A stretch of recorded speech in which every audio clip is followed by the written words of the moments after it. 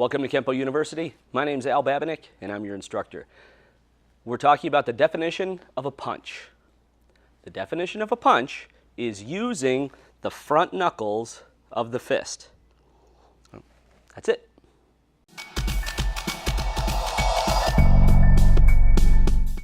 Let's take a look at some examples, and I just want to show you real quick.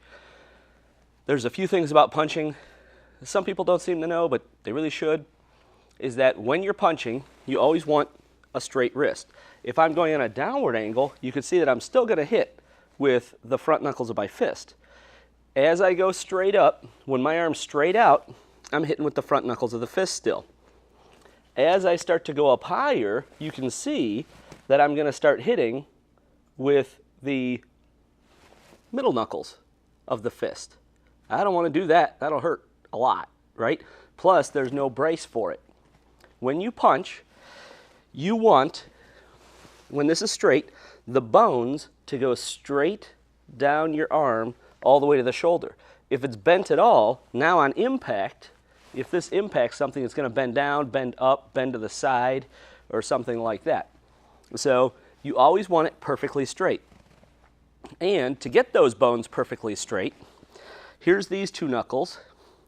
You're either going to hit with these two knuckles, and when I turn my wrist to actually impact with those, if you draw a straight line from those knuckles up my arm, it's a straight line. If I actually tried to hit with the middle of the two knuckles, you would see that it actually kind of curves just a little bit, and that's going to make your wrist twist or bend on impact. You can also hit with these three knuckles. So when I turn my fist and I'm hitting with those three knuckles, you can see that it's going to go straight up my arm again. So you can either hit with the first two knuckles, you can hit with these three knuckles. All right? You don't really want to try to aim with the middle because it makes your wrist bend a little bit funny.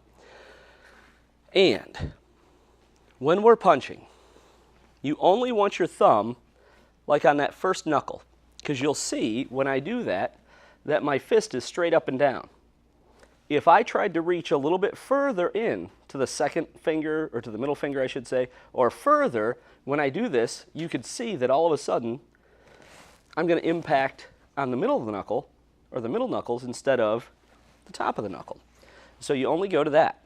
You always keep your hands loose until you're about to impact, and then you tighten up.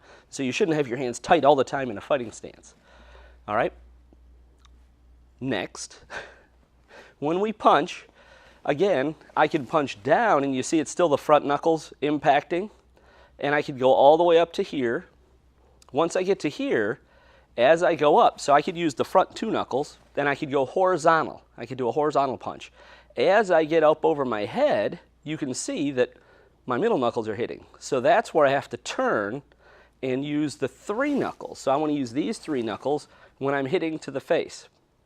So, and also, I can use that, now when I get to here, it's going to use the middle two knuckles, or I'm sorry, the first two knuckles, and then as it goes down, I can still hit with the first two knuckles. So a vertical punch, you can use pretty much any time, all right? If you're trying to fit a certain target, you may not want to. That's why you would switch it, okay, so that you could fit, if you're trying to hit ribs, and the ribs are going on an angle this way, I don't want to hit vertically, I want to hit on that same angle to pop a rib or two, right? So, but in general, a vertical punch you can use all the time.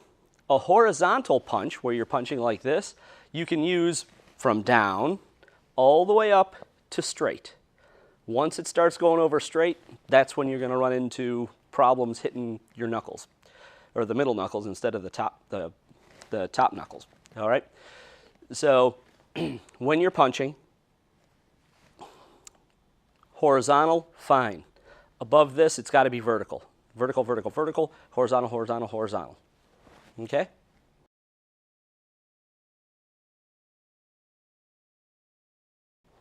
The other thing is in the katas, a lot of times, especially long one, we start, as we get in the higher katas, we'll do different punches. But in long one, we're starting with our punch here, and it goes out, and it turns, and we're always doing the reverse punch going through. The reason for that is because the reverse punch contains all the other punches that we can do. And again, the punch is the front knuckles of the fist. So as an example, if I was standing here and I was going to throw my punch, as this gets to here, there's my uppercut. As I turn it a little bit more, there's a 45, there's the vertical, there's my other 45, and there's my horizontal. So I'm actually going through all the other punches, and this is chambered.